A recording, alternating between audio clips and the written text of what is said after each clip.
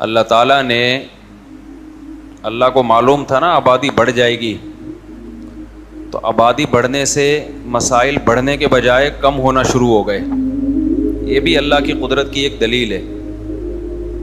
اللہ بتاتے ہیں کہ تمہاری کیلکولیشن غلط ہو جاتی ہے، مجھ پہ اعتماد کرو، مجھ پہ توکل کرو، میں نے پیدا کیا ہے تو میں غافل نہیں ہوں. کافر یہ سمجھتا ہے کہ اللہ پیدا کر کے بھول رہا ہے، اس کو پتہ ہی نہیں ہو کیا رہا ہے. اللہ اپنی قدرت کے کرشمے دکھاتا ہے کہ میں پیدا کر کے غافل نہیں ہوں. زمین میں نے کتنی اسپیس رکھی، کتنی خوراک رکھی، سب مجھے پتہ ہے. اس حساب سے بندے مارکیٹ میں آتے رہیں گے، تمہیں اس میں ٹانگ اڑانے کی ضرورت نہیں ہے. اب دیکھو 1000 سال پہلے کا کوئی سائنٹسٹ ہوتا جو بڑا عقل مند ہوتا، وہ کیلکولیشن کرتا 1000 سال کے بعد آبادی اتنی بڑھ جائے گی تو بڑے مسائل کھڑے ہوں گے اور لوگوں کا بیڑا غرق ہونا شروع ہو جائے گا. لیکن دنیا میں آبادی بڑھنے سے مسائل زیادہ ہونے کے بجائے مسائل کیا ہو گئے؟ کم ہو گئے. ایجادات ہوتی رہی. اب کتنا بڑا مسئلہ تھا پشاور سے کراچی پہنچنا، پرانے زمانے میں بہت بڑا مسئلہ تھا یا نہیں تھا؟ گدھے گھوڑوں پہ آتے، پیدل آتے. آبادی بڑھ گئی، ایجادات بھی اسی حساب سے بڑھ گئی. وہ بہت بڑا مسئلہ بہت چھوٹا سا مسئلہ رہ گیا. کیا خیال ہے؟ ٹھنگ ہڑ کے بندہ پہنچ جاتا ہے. تو بتانے کا مقصد ہے اللہ پہ اعتماد اور اللہ پہ توکل. ہر چیز کیلکولیشن سے نہیں ہوتی. کیلکولیٹر لے کے بیٹھے رہتے ہیں، اتنی آمدن، اتنے خرچے، اتنے بچے، اتنے بیگم، اتنے فلانا، اتنا ڈمکانا، اور ڈپریشن میں جاتے رہتے ہیں بیٹھ کے. تو اس لیے دنیا میں سکون اسی کو ملے گا جو اللہ کو یاد رکھے گا. یہ بھی قرآن جو ہم نے پڑھا ہے نا، اسی کا حاصل ہے. الا بذکر اللہ تطمئن القلوب. قرآن کہتا ہے اللہ کو یاد کرنے سے دلوں کو سکون ملتا ہے. بعض لوگ کہتے ہیں ہم تو ذکر کرتے ہیں پھر بھی ہمیں سکون نہیں ملتا. او بھائی تم ذکر کرتے ہی نہیں ہو، تم تو رٹے رٹائے چند الفاظ پڑھتے ہو. اللہ کو یاد کرنے کا مطلب کیا ہے؟ ذکر بھی اس میں داخل ہے، لیکن اصل مطلب کیا ہے؟ دیکھو اصل مطلب یہ ہے کہ آپ پہ کوئی کیس ہو گیا اور اب آپ کو خطرہ ہے کہ مجھ پہ کیس ہو گیا، میں عدالت میں جاؤں گا اور میری ایسی کی تیسی ہو جائے گی. جب آپ کو عدالت کے کٹہرے میں لے کے جا رہے ہوں، آپ خوشی میں ہوگے، ٹینشن میں ہوگے؟ ٹینشن میں. جج جب کچھ لکھ رہا ہوگا آپ کی ٹینشن بڑھ رہی ہوگی. لیکن جج کا فون آ گیا اور اس نے آپ کو پہلے بتا دیا میں تیرا چاچا ہوں، کرسی پہ بیٹھا ہوا ہوں، بے فکر رہے، تجھے کچھ ہونے والا نہیں ہے، ٹینشن نہیں لینا. یا میں تیرا ابا ہوں، فرض کر لو ابا آپ کے بیٹھے ہوئے ہیں عدالت کی کرسی پہ، پھر آپ ٹینشن فری. پاکستان کی بات کر رہا ہوں، ہر جگہ کی بات نہیں کر رہا. اور پاکستان میں بھی سارے جج ایک جیسے نہیں ہیں. ان ججوں کی بات کر رہا ہوں جو میرا بیان نہیں سنتے. بہت نالائق ہے نا، نہیں سن رہے بیان، پھر ان کو ہم جو مرضی بولے ان کو. اور جو اس وقت میری اسپیچ یہ والا کلپ سن رہے ہیں تو وہ اس کی ہم بات ہی نہیں کر رہے، وہ تو سن رہے. تو جج صاحب بیٹھے ہوئے ہیں، وہ آپ کے کیا نکلے؟ آپ کو پہلے پتہ ہے میرے ابا ہیں. اب آپ ٹینشن فری. اب لوگ آپ سے کہیں گے کہ یار آپ کے اس اطمینان کی وجہ کیا ہے؟ آپ پہ اتنا بڑا کیس ہے اور اتنی خطرناک سزا ہو سکتی ہے آپ کو، لیکن آپ کو تو ذرا بھی ٹینشن نہیں ہے. آپ کہو گے مجھے اپنے ابا کو یاد کرنے سے سکون ملتا ہے. بذکری ابا یطمئن قلبی، یوں کہو گے آپ. بذکری ابی، عربی میں کہیں گے بذکری ابی، اردو میں ابا ہی کہہ دو اس کو. بذکری ابا یطمئن قلبی، مجھے اپنے ابا کو یاد کرنے سے کیا ملتا ہے؟ سکون. اب پتہ چلا الا بذکر اللہ تطمئن القلوب. خبردار، اللہ کو یاد کرنے سے سکون ملتا ہے. اس مثال سے یہ آیت کا مطلب سمجھ میں آ گیا کہ نہیں آ گیا؟ جو اللہ کو یاد رکھتے ہیں، کہ ٹینشن میں آپ کی کیلکولیشن غلط ثابت ہو سکتی ہے. آپ کہہ رہے ہو میری کم آمدن, یہ مسائل یہ مسائل یہ مسائل, تو بھائی اللہ ہے نا, وہ بیٹھا ہوا ہے. لوگ کہہ رہے ہوتے ہیں نا بھائی آپ آئیے ہم بیٹھے ہوئے, کوئی ٹینشن لینے کی ضرورت نہیں ہے. سر مجھے گیٹ پہ روک لیں گے, او بھائی میں وہاں بیٹھا ہوا ہوں یار, روکے گا میرا ہی بندہ روکے گا نا. لوگ صبح شام اپنے تعلقات اس طرح استعمال کر رہے ہوتے ہیں, او یار میں بیٹھا ہوا ہوں کوئی مسئلہ نہیں ہے. تو یہ بات بھی اللہ کے بارے میں جب تک دماغ شریف میں, کھوپڑی شریف میں نہیں بیٹھے گی کہ اللہ بھی عرش پہ بیٹھا ہوا ہے, وہ سارا نظام دیکھ رہا ہے, وہ غافل تھوڑی ہے اپنے بندوں سے بھائی. اب 1000 سال پہلے لوگ ٹینشن لیتے کہ یار آبادی اتنی اسپیڈ سے, اس وقت تو بہت اسپیڈ سے بڑھ رہی تھی آبادی, یار اتنی اسپیڈ سے بڑھ رہی ہے, ایک فی کس اتنے بچے, پھر ان بچوں کے بچے, پھر ان بچوں کے بچے, ابے بھائی یہ کیا ہو جائے گا, تو دنیا کیا ہو جائے گی, برباد. تو ان کو کیا پتا تھا کہ بھائی اللہ کیا ہے, بیٹھا ہوا ہے, اس نے انسان کے تابع ہر چیز کو بنا دیا, پوری کائنات. اس لیے انسان کو یہ رائٹ دے دیا کہ وہ ہر چیز کو اپنے کنٹرول میں لے سکتا ہے, لیکن وہ انسانوں کو اپنے کنٹرول میں نہیں لے سکتا. مینیجر کو کنٹرول میں لے سکتا ہے, وزیر اعظم کو کنٹرول میں لے سکتا ہے, نہیں لے سکتا. وہ اپنے ماتحتوں کو لے سکتا ہے. تو انسان کے جو ماتحت ہیں وہ جانور ہیں, ان کی نسل کو کنٹرول کر سکتا ہے انسان. کتے کراچی میں بہت زیادہ ہو گئے ہیں. کچھ دن پہلے 6 کتوں نے ایک انکل پہ حملہ کیا ہے فجر کی نماز کے بعد, زخمی کر دیا ان کو. ہم چیخ کے تھک گئے, گورنمنٹ نوٹس لے, ان کتوں کی نسل کو کم کیا جائے, نہیں کر رہے. لیکن ہر تھوڑی دیر میں آپ بورڈ, 2 بچے 2 ہی اچھے. انسانوں کی نسل کو کیا کیا جا رہا ہے, کنٹرول, جبکہ انسان کا انسان پہ اللہ نے کنٹرول نہیں رکھا کہ یہ میرا کام ہے, یہ تمہیں اس میں ٹینشن لینے کی ضرورت نہیں ہے, یہ میرا کام ہے. تم تھوڑی خدا بن کے کائنات پہ حکومت کرنا ہے. تمہیں جن چیزوں کو میں نے مسخر کر دیا تمہارے لیے, مسخر کا مطلب تمہارے کام میں لگا دیا, تم اپنے حساب کتاب سے ان کی نسل گھٹا بھی سکتے ہو, بڑھا بھی سکتے ہو. بہت سے جانوروں کی نسلیں انسان نے گھٹائی ہیں اور بہت سو کی بڑھا دیں, دونوں ٹھیک ہیں. کسی مفتی نے نہیں کبھی کہا ہوگا کہ جی ناجائز ہے. ہمارے نبی نے بھی کتوں کو مارنے کا حکم دیا جب مدینہ میں کتوں کی تعداد بہت زیادہ ہو گئی تھی, تو آپ نے حکم دیا کتوں کو قتل کرو. تو صحابہ نے اتنے کتے مار دیے کہ جو مسافر اپنے ساتھ حفاظتی کتا لے کے آتا اس کو بھی قتل کر دیتے. تو نبی نے فرمایا ما لکم وللکلاب, صحیح مسلم کی حدیث, تمہیں کیا ہو گیا, کتوں کے پیچھے پڑ گئے ہو بھائی, یہ بھی اللہ کی ایک مخلوق ہے. مطلب یہ تھا کہ نبی نے کہا کہ میرا مطلب یہ نہیں تھا کہ نسل ختم کر دو, مطلب کیا تھا بھائی کتے زیادہ ہو گئے, تعداد تھوڑی ان کی کم کر دو. جنگل میں تو اللہ نے خود ہی ایک سسٹم رکھا ہوا ہے نسلوں کے کنٹرول کرنے کا, شہروں میں انسان نہیں کنٹرول کرنا ہے نا, جنگل میں جانوروں کی نسل کنٹرولنگ سسٹم پہلے سے اللہ نے بنایا ہوا ہے.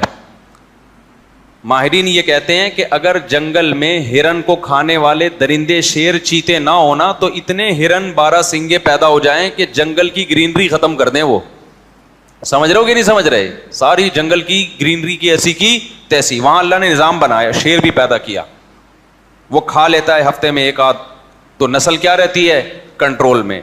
خرگوش اتنی اسپیڈ سے بڑھتے ہیں کہ جنگلوں میں اگر خرگوش کو کھانے والے کتے اور بھیڑیے اور شیر نہ ہوتے تو خرگوش ہی خرگوش ہوتے پوری دنیا میں, اتنی اسپیڈ سے ان کی نسل بڑھتی ہے, اور وہ سارے کھیتوں کی ایسی کی تیسی کر دیتے. آسٹریلیا میں خرگوشوں کا تجربہ ہو چکا ہے. ایک آسٹریلین آیا یہاں سے خرگوش لے گیا کہ یار آسٹریلیا میں خرگوش نہیں ہے, خرگوش بھی ہونے چاہیے. وہ خرگوش اتنے پہلے وہ ان کی فصلیں چٹ کر جاتے تھے. حکومت مارتے مارتے تھک گئی, نہیں مر رہے تھے, پھر بڑھ جاتے. بالآخر کوئی ایسی میڈیسن, ایسی دوائیں ایجاد کی گئی ہیں کہ ایک جوڑا بھی زندہ نہیں چھوڑو, پوری نسل ختم کی انہوں نے. پھر تحقیق کی ان کے ماہرین نے کہ پوری دنیا میں خرگوش ہیں, ہمارے یہاں کیا مسئلہ ہے بھائی, اتنی بڑھ گئی نسل کے کھیت چٹ کر جاتے ہیں سارے. یہ تو پتا چلا کہ دنیا میں جہاں بھی خرگوش پایا جاتا ہے اللہ نے وہاں اس کو کھانے کے لیے درندے بھی اس جنگل میں اسی حساب سے پیدا کیے. ہم نے خرگوش تو لا کے چھوڑ دیے, اس کو کھانے والے درندے نہیں چھوڑے ہم نے. یہ خدا کا بنایا ہوا نظام ہے. مچھلیوں کو دیکھ لو آپ, یہ میں بتا رہا ہوں آپ کو, توکل اللہ پہ اعتماد اور توکل سمجھا رہا ہوں آپ کو. مجھے خرگوش اور گدھے گھوڑے کی مثال سے کیا سمجھانا ہے بھائی, لیکن مقصد بتانے کا یہ ہے کہ جس نے کائنات کو بنایا وہ غافل نہیں ہے. اور ہم لبرل ہو گئے ہیں, ایسے لبرل ہو گئے ہیں کہ بس بالکل اس سے غافل ہو گئے کہ خدا تو ہے ہی نہیں ہے, سب کچھ ہم نے ہی کرنا ہے. سمجھتے ہو کہ نہیں سمجھتے ہو؟ اب آپ دیکھ لو مچھلیوں میں جن جانوروں کی نسل بہت اسپیڈ سے بڑھتی ہے, ان جانوروں میں اللہ نے ماں کی ممتا رکھی نہیں ہے. کیوں؟ پیدا اتنے ہو رہے ہیں, اگر اماں ان کو پالے گی وہ تو سارے بچ جائیں گے. اب مچھلی ایک ایک ٹائم پہ ہزاروں انڈے دیتی ہے. ہم لوگ گن پوائنٹ پہ بھی فارمی مرغی سے اتنے انڈے اب تک نہیں نکلوا پائے ہیں جتنی مچھلیاں انڈے دیتی ہیں. ہزاروں انڈے دے گی. کیا کرتی ہے؟ انڈے دیتے ہی پہلے اپنے انڈے خود کھائے گی, پھر جب اس سے بچے نکلتے ہیں نا, اپنے بچے کھانا شروع کر دیتی ہے. کیونکہ وہ ہزاروں اگر بچ گئے, وہ تو نسل اتنی پہلے کی سمندر میں پاؤں رکھنے کی جگہ نہیں ہوگی بھائی. ان مچھلیوں کو خوراک کہاں سے ملے گی؟ خدا نے ایسا نظام بنایا بھائی, اتنی اسپیڈ ہے تو اب ماں کی ممتا ختم. میں نے ایکویریم میں مچھلیاں پالی ہیں, وہ گولڈن فش تھی نا, ایک دن اس نے اتنے بچے دیے, اتنے بچے سب کھا گئی. تو چند ایک بچے ہم بچا سکے. اتنی اسپیڈ سے کھانا شروع کرتی ہے نا, تبھی ان کو فوراً بچوں سے الگ کرنا پڑتا ہے. فوراً بچوں سے کیا کر دو؟ الگ. تو یہ اللہ کا بنایا ہوا نظام ہے. اور جن جانوروں کی نسل بہت اسپیڈ سے نہیں بڑھتی, ان کے دل میں اللہ نے بچے پالنے کا جذبہ زیادہ رکھا ہے کہ تھوڑے ہوں لیکن وہ پل جائیں. تو یہ سب کنٹرول کس کی طرف سے ہے؟ اللہ کی طرف سے. اور پھر اللہ نے انسان کے بھی تابع بنا دیا, کہا کہ تم بھی کنٹرول کر سکتے ہو, دخل اندازی کر سکتے ہو, نسل کو کم بھی کر سکتے ہو اور بڑھا بھی. تم سمجھتے ہو کہ بھئی جتنے انڈے مرغیاں دے رہی ہیں وہ ہماری ضرورت کے لیے کافی نہیں ہے, تو ہم خود سے بھی مرغیوں سے انڈے نکلوائیں گے. تو ہم نے کیا کیا, کراس بریڈنگ کر کے اور مختلف قسم کے انجیکشن لگا کے مرغی روز پابندی کے ساتھ انڈا دے رہی ہے, ریٹائرمنٹ تک انڈا دیتی رہتی ہے. اور ان کی نسلیں اور زیادہ بڑھا دی ہم نے. نہ بھی بڑھاتے نا تو بھی دیسی مرغی اتنی تھی کہ وہ ہماری ضرورت کے لیے کافی ہو جاتی. یہ خوب اچھی طرح بات سمجھ لو. یہ جو بہت سے لوگ کہتے ہیں نا کہ فارمی مرغی نہ ہوتی تو اب دیسی مرغی تو انسانی آبادی کی ضرورت پوری نہیں کر سکتی, بالکل غلط بات ہے. یہ بالکل ایسے ہے جیسے کراچی میں ہم جب بھی چاہیں جہاں سے چاہیں ہمیں سمندری مچھلی وافر مقدار میں مل جاتی ہے, لیکن یہ کہہ کے مچھلی کی فارمنگ کو فروغ دیا گیا کیونکہ تاجروں کے لیے وہ آسان ہے, اس میں تیزی سے تاجروں کا فائدہ سمندر میں کم ہے, مچھلی کی فارمنگ میں زیادہ. اب تاجروں کا فائدہ چونکہ اس میں زیادہ تھا, اب لوگ آہستہ آہستہ آ رہے ہیں فارمی مچھلی کی طرف. نتیجہ کیا نکلے گا؟ مارکیٹ میں فارمی مچھلی اتنی زیادہ پھیل جائے گی کہ لوگ پھر کل یہ بات کرنا شروع کر دیں گے کہ سمندر کی مچھلی انسان کی خوراک کے لیے کافی نہیں تھی, تو یہ فارمی مچھلی نے آگے کمی پوری کی ہے. حالانکہ ایسا بالکل بھی نہیں ہے. ہوگا یہ کہ جب تجارت اس میں لوگوں کو زیادہ آسان نظر آئے گی تو سمندر کی ٹینشن لینا لوگ چھوڑ دیں گے, سوائے جو لینڈ لارڈ لوگ ہوں گے جو اب جیسے دیسی مرغیاں کھاتے ہیں تو اب دیسی مچھلیاں ملا کریں گی ونس اپون اے ٹائم. اس لیے میں آپ سے کہہ رہا ہوں کہ دیسی پر رہو, فارمی پر مت آؤ, تاکہ وہ جو بزنس سمندر کا چل رہا ہے نا, یا جو جا کے دریا سے شکار کر کے پکڑتے ہیں, وہ بزنس ترقی کرتا رہے. اس لیے فارمی سے نکالو اپنے آپ کو. وہ جو مچھیرے بیچارے ایک ایک مہینہ جا کے محنت کر کے لاتے ہیں, ان کا کاروبار ٹھپ ہو جائے گا. وہ بھی یہی کرنا شروع کر رہے ہیں اب کہ یار ہم جا کے ایک ایک مہینہ سمندر میں اتنی ٹینشن اٹھاتے ہیں, تو بہتر نہیں ہے کہ ہم ایک تالاب بنائیں اور دے دنادن مچھلیاں ہی مچھلیاں. اس لیے کوشش کس کو کرو, وہی ہم گاؤں دیہاتوں میں رہیں, جب چاہو آپ کو دیسی مرغی ملتی ہے کیونکہ مرغیوں کی نسل بڑی اسپیڈ سے بڑھتی ہے. تو خیر اصل بات کی طرف میں آتا ہوں. تو اللہ میاں نے جانوروں کا تو کنٹرول کس کو دے دیا؟ انسان. انسان تو مقصود کائنات ہے, وہ ایک دوسرے کو اپنے کنٹرول میں نہیں لے سکتا. وہ صرف اتنا کر سکتا ہے کہ آپ کا کوئی بزنس ہے تو آپ نے کسی کو ملازم رکھ لیا تنخواہ پہ, تو اس حد تک آپ اس کو اپنا ماتحت بنا سکتے ہیں اس ایگریمنٹ کے تحت کہ بھئی آپ نے ایگریمنٹ کیا اتنے بجے آفس آئیں گے, اتنے بجے آفس سے آپ گھر جائیں گے, اس کی میں آپ کو تنخواہ دوں گا, تو تنخواہ دے رہا ہوں تو معاہدے کے آپ پابند ہیں. اس حد تک تو انسان انسانوں کا پابند اور تابع ہے, ورنہ حقیقت میں انسان کسی کا غلام نہیں ہے. اس پر حکومت کا حق کس کو ہے؟ خدا کو ہے. لہذا انسان کو یا کسی گورنمنٹ کو قطعاً اجازت نہیں ہے کہ وہ کسی جوڑے کو یہ کہے کہ آپ کے 2 بچے ہونے چاہیے, تیسرا نہیں ہونا چاہیے, چوتھا نہیں ہونا چاہیے. یہ اتنی بڑی غلامی ہے نا انسانوں کی کو غلامی میں لانا, کہ ایک مرد کی ایک عورت کی چاہت ہے کہ میری نسل بڑھے اور مجھے بڑھاپے میں سہارا ملے, اس میں گورنمنٹ سے آپ پرمیشن لے رہے ہیں کہ وہ آپ کو بتائے گی. یہ تو گورنمنٹ کی غلامی, بدترین غلامی ہے انسانیت کی. اور یہ میں آپ کو بار بار ایک بات کہتا ہوں کہ دنیا میں جتنے لبرل لوگ ہیں نا, یہ لبرل حکومتیں ہیں, یہ سیکولر حکومتیں ہیں, ان کے خدا کا واسطہ لیبل پہ مت جاؤ. یہ انسانوں کو غلام بنانے کی تحریکیں ہیں. لیبل ہے انسانوں کو آزاد کرنا, لیبل ہے. حقیقت میں یہ آزاد نہیں کر رہے, یہ انسانوں کو کیا بنا رہے ہیں؟ غلام بنا رہے ہیں. نہیں یہی بات سمجھ میں. واحد ہے اسلام جو آپ کو انسانوں کی غلامی سے کس کی طرف لے کر آتا ہے؟ خدا کی غلامی کی طرف. اور کمال کی بات یہ کہ وہ بھی حقیقی معنی میں غلامی نہیں ہے, بلکہ اللہ کیا کہتا ہے؟ فطرت اللہ التی فطر الناس علیہا, میں جو احکام تمہیں دے رہا ہوں وہ تمہاری نیچر کا حصہ ہے, یعنی تمہیں نیچرل لائف پہ لے کر آ رہا ہوں. تو یہ غلامی کہاں ہوئی؟ ابے یہ تو آزادی ہو گئی نا. اسلام لیبل غلامی کا لگا رہا ہے, لیکن اس غلامی کے نام پہ دے آزادی رہا ہے. اور سیکولر طبقہ لیبل آزادی کا لگا رہا ہے, بنا غلام رہا ہے. چائنا والے سارے غلام ہیں جن کو 2 کے بعد تیسرا بچہ پیدا کرنے کی اجازت نہیں ہے. یہ غلام ہے نا ریاست کے. کتنا بڑا حق مار لیا بھائی گورنمنٹ نے ان کا. سب گورنمنٹ کے آگے جھکے ہوئے. سمجھ میں آ رہی ہے بات کہ نہیں آ رہی ہے؟ سارے پابند ہیں.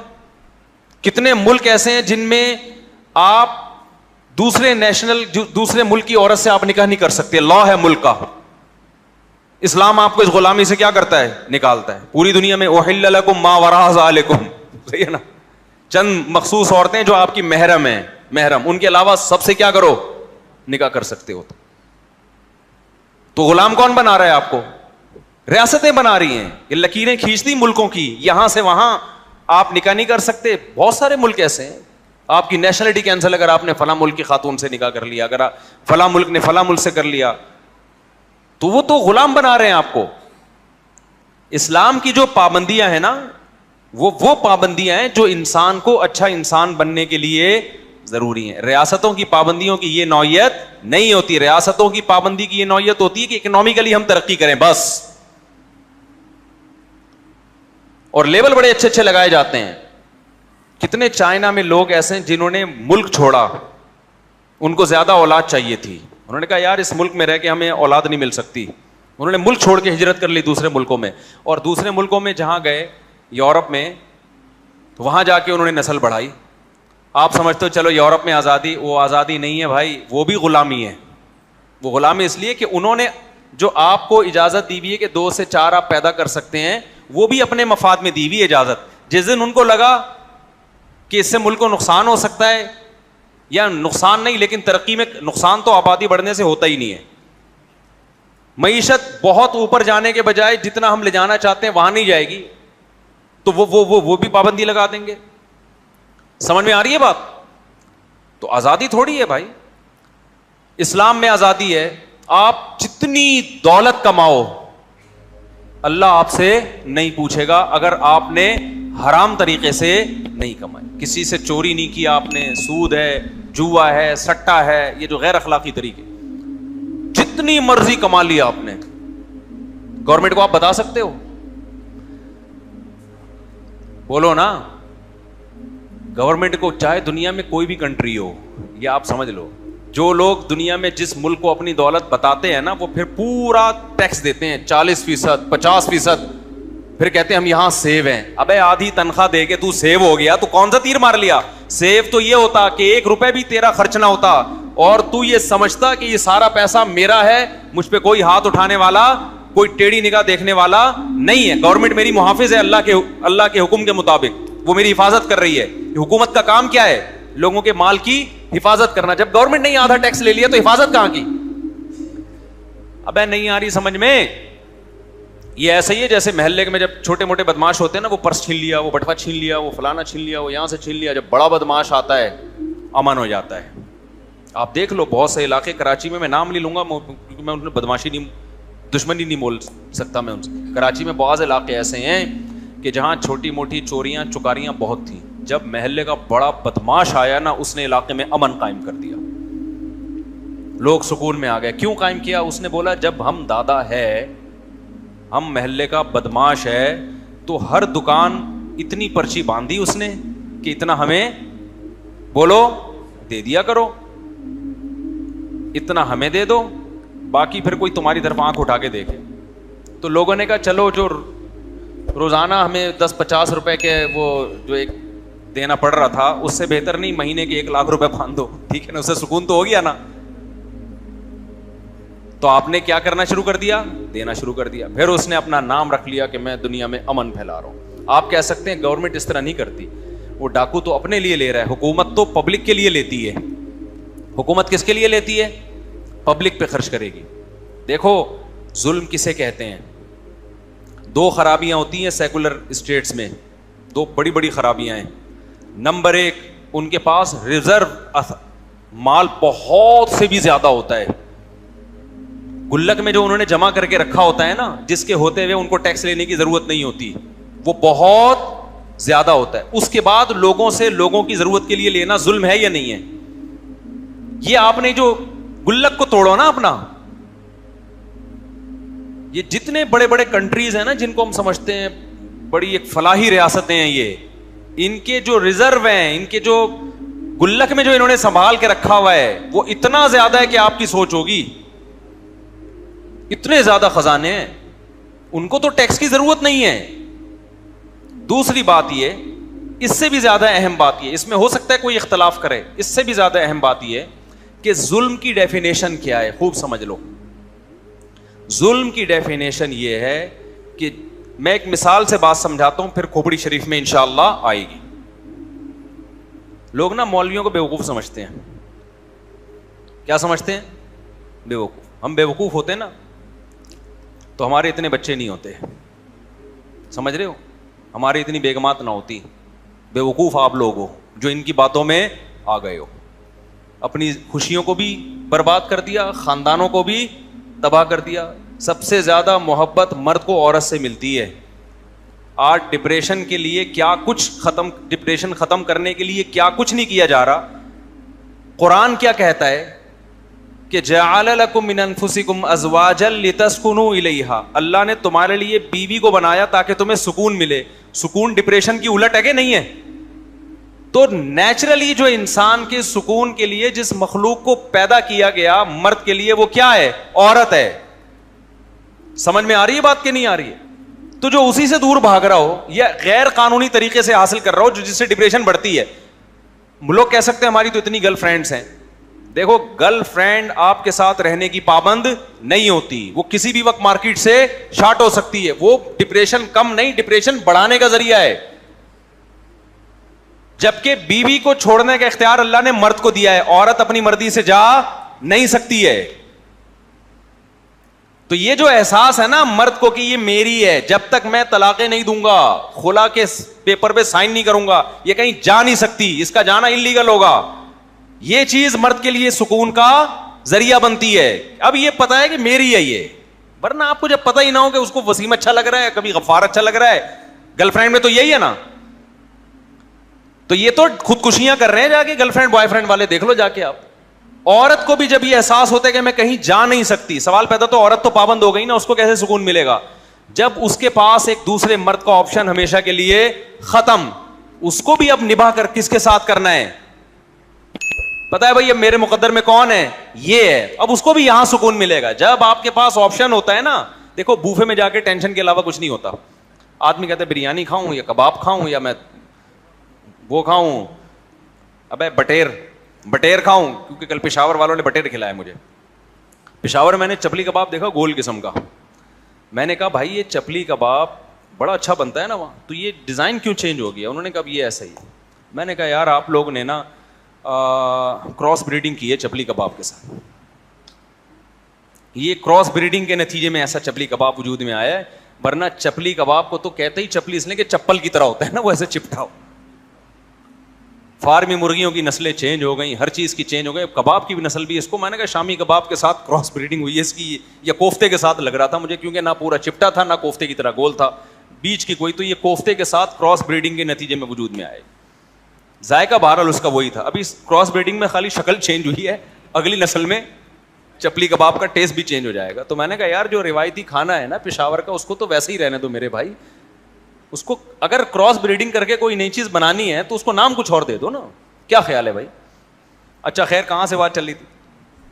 ہاں, بوفے میں جاؤ تو ٹینشن کم نہیں ہوتی, تبھی بوفے میں لوگ کبھی کبھار جاتے ہیں ویسے ہی کہ دیکھیں کیا ہوتا ہے یا ٹرائی کر لیں, لیکن حقیقت یہ ہے کہ جب بھوک لگ رہی ہو اور ایک قسم کا کھانا آپ کے سامنے آ جائے اور وہ آپ کا مرغوب ہو, آپ کی مرضی کا ہو, تبھی بیگم اپنی مرضی کی ہو تو پھر سکون دے گی. اگر کسی نے لا کے پہنا دی ہے پھر تھوڑی, یا بعض دفعہ کوئی لا کے نہیں پہناتا, خود پہن جاتی ہے, وہ الو بنا لیتی ہے کوئی. بعض فیس بک پہ نا آج کل یہ بہت ہو رہا ہے. تو خیر, تو اس میں اللہ تعالیٰ نے ڈپریشن کا حل کس چیز میں رکھا ہے؟ نکاح میں رکھا ہے. آدم علیہ السلام جنت میں ٹینشن میں تھے, تو یہ لبرل لوگوں کے پاس, بیچاروں کے پاس یہ آپشن نہیں ہے. ان کمبختوں کی 35 40 سال پڑھائی لکھائی میں عمر گزر جاتی ہے, یہ تو ڈپریشن کے پورے کنستر ہیں میرے بھائی. سمجھ میں آ رہی ہے بات کی نہیں آ رہی؟ خدا نے جو ڈپریشن دور کرنے کے لیے بیوی کو پیدا کیا تھا اس سے یہ دور رہتے ہیں, اور ڈپریشن بڑھانے والی چیزیں جس کو گرل فرینڈ کہا جاتا ہے اس سے یہ انجوائے کرتے ہیں. تو یہ تو میں تو اس پہ, یہ لوگ جب آتے ہیں نا میرے پاس کہ ٹینشن, میں کہتا ہوں ابھی تو زندہ کیسے بھائی, تجھے تو مر جانا چاہیے. نیچر سے بغاوت کرنے والا کبھی سکون میں نہیں ہوتا. پھر انسان کو ایک ٹائم پہ اولاد چاہیے, بیٹے بیٹیاں چاہیے, وہ نہیں ملے وہ 100 دفعہ کہے گا کہ میں ٹینشن میں نہیں ہوں, لیکن حقیقت میں کیا ہوگا, وہ ٹینشن میں ہوگا. دیکھو ایک خاندانی بات کرتا ہوں, اللہ کرے سمجھ میں آ جائے. ڈپریشن یہ بڑی عجیب بیماری ہے, کسی نفسیاتی ڈاکٹر سے پوچھیں آپ, وہ بتائے گا آپ. ڈپریشن کا اظہار نا, لوگ بعض دفعہ لوگوں کو خود نہیں پتا ہوتا ہم ڈپریشن کے پیشنٹ ہیں, حالانکہ وہ ڈپریشن کے پیشنٹ ہوتے ہیں. دیکھو بعض دفعہ انسان کو بخار ہوتا ہے لیکن وہ سمجھتا ہے کہ میں دھوپ کی وجہ سے میرا ماتھا گرم ہو رہا ہے. تھرمامیٹر لگائیں گے تو پتہ چلے گا بھائی یہ دھوپ کی وجہ سے نہیں ہے, یہ ٹیمپریچر آپ کا اندر کا بڑھ گیا ہے.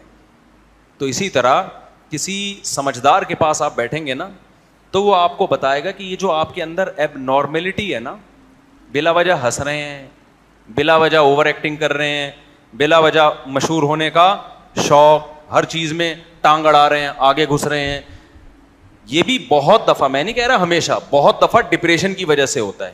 جب انسان کسی ٹینشن میں ہوتا ہے تو ایب نارملٹی والی کیفیات ہوتی ہیں اس کی, وہ کچھ ہٹ کے کام کر رہا ہوتا ہے. آپ کو بعض لوگ بہت خوش نظر آئیں گے, یعنی ایسے خوش نظر آئیں گے کہ وہ اتنا خوش کوئی ہوتا نہیں ہے, حقیقت میں وہ ڈپریشن کے مریض ہوتے ہیں. وہ بتکلف ہنسنے کی کوشش کر رہے ہوتے ہیں بات بات پہ, کیونکہ ان کو ٹینشن نے اندر سے ڈیمیج کرنا شروع کر دیا ہوتا ہے. ان کو ہنسی کا کوئی موقع ملے نا تو وہ نارمل نہیں ہو رہے, تو بہت زیادہ ہو رہے ہوتے ہیں, وہ ہنس رہے ہوتے ہیں. تو بہت سارے مختلف اظہار ہیں. یعنی تو آج کی دنیا میں اکثریت, اگر میں